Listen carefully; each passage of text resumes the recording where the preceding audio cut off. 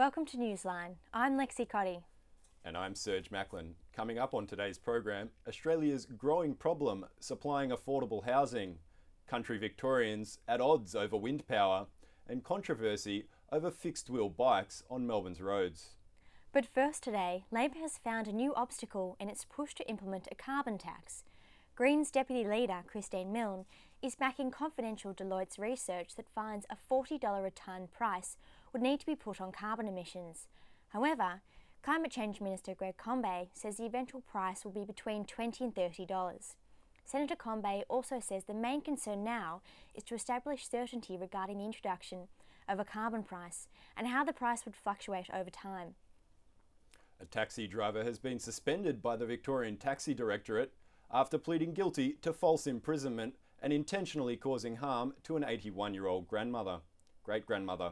Ms. Sarawi was waiting for a bus to take her to a doctor's appointment when 24-year-old Bhupinder Singh offered her a lift and took her on a ride of horror, as he brutally punched her several times, leaving her with two black eyes.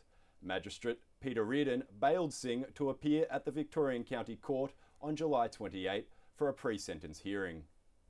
Now Samson Adam joins us for the latest in today's news. Now Samson, I hear there's been another shake-up down at Victoria Police. That's right, Lexi. Police Commissioner under fire, Simon Overland, has been quietly closing the Security Intelligence Group, one of Australia's most successful and well-known intelligence units. There's a strong chance that this closure has something to do with his strained relationship with the departed Assistant Commissioner, Sir Kearne Jones. The decision has not been welcomed with outstretched arms, with one of an anonymous police insiders actually saying that this group is vital to Australia's protection from terrorist cells.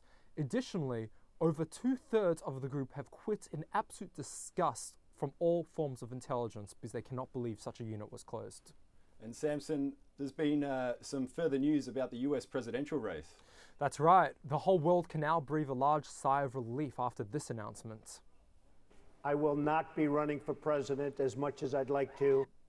The announcement comes at no surprise, considering the White House has in fact released Barack Obama's birth certificate, which was the Donald's primary point of his campaign. Now, also, since Osama bin Laden's death has taken place, the news is now full of real news instead of just obsession with Donald Trump's potential campaign. And lastly, in a typical Donald fashion, he has expressed legitimate disappointment that he isn't running because he really thinks that he would have won both the Republican presidential primary and the federal American election in 2012. And Samson, the 8-year-old Botox girl is back in the news again. Yes, that's right. Kerry Campbell, who is the mother of the girl, has been denied custody of her child Brittany, the 8-year-old, after her revelation on Good Morning America that she has in fact been administering Botox to her 8-year-old girl for beauty pageants.